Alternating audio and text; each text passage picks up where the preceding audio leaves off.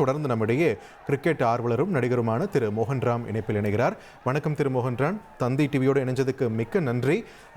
ஒரு 17 வருஷ காத்திருப்புக்கு பிறகு ஆர்சிபி ஐபிஎல் டிராஃபி ஜெயிச்சிருக்காங்க.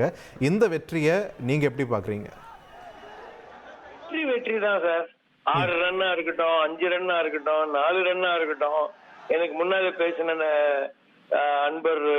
நண்பர் சொன்ன மாதிரி இன்னும் ஒரு பால் ஸ்ரேயஸ் ஐயர் வெயிட் பண்ணியிருந்தா அப்படின்னு அவங்க இன்னிங்ஸ்ல அவங்க இன்னொரு 10 பால் யாராவது வெயிட் பண்ணியிருந்தாங்கன்னா இன்னொரு 20 ரன் அடிச்சிருப்பாங்களே. அதனால இது அட்டைக்கு மீச முளைச்சா சித்தப்பாங்கிற மாதிரி ஜெயிச்சுட்டாரு.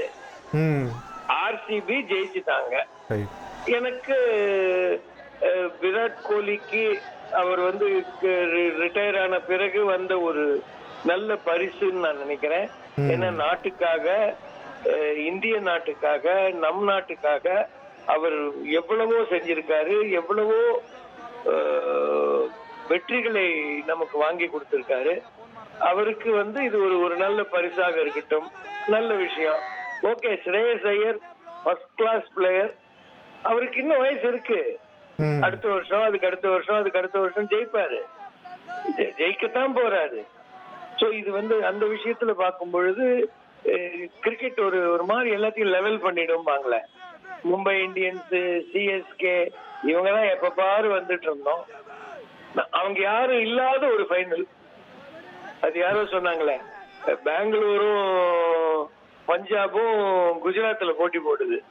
இதோட ஒரு தேச ஒற்றுமைக்கு என்ன வேணும்? நான் ஒண்ணுதான் சொல்ல விரும்புறேன். இது ஒரு அற்புதமான வெற்றி. நல்ல கிரிக்கெட் மேட்ச பார்த்தோம், நல்ல கிரிக்கெட் பார்த்தோம். ஆமா, எல்லாரும் ஒரு சில நேரங்கள்ல ஒரே ஒரு 2 மில்லிமீட்டருங்க. நம்ம தோனி ரன் அவுட் ஞாபகம் இருக்குங்களா? நம்ம கப்பு தோத்தோமே, யாராலையும் மறக்கவே முடியாத ஒரு அவுட் இல்ல அது. ஆமா, 2 மில்லிமீட்டர். அதாவது அவர் இன்னும் ஒரு மூச்சு இழுத்திருந்தாருன்னா உள்ள போயிருப்பாரு. சோ கிரிக்கெட்ல margin of error just few millimeter. அது பால் எட்ஜில் பட்டுதுன்னா போச்சு.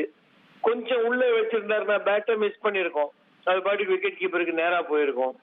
காட் பிஹைண்ட் ஆயிருக்க மாட்டாரு. எல்பிடபிள்யூவே பாக்குறோம், எவ்வளவு டெசிஷன் அந்த ஓரத்தை போய் டங்கு தட்டிட்டு போகுது.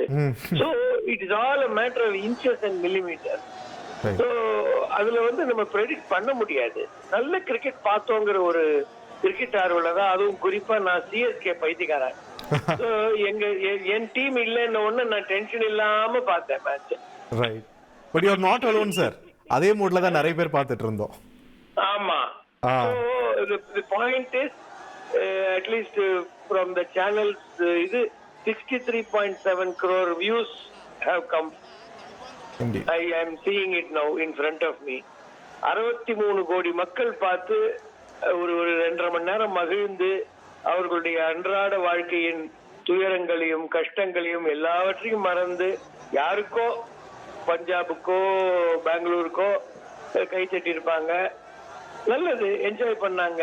நாளையில இருந்து திருப்பி back to square one. God bless all those who play good cricket, and to Shreyas, especially to Shreyas, don't lose heart my friend.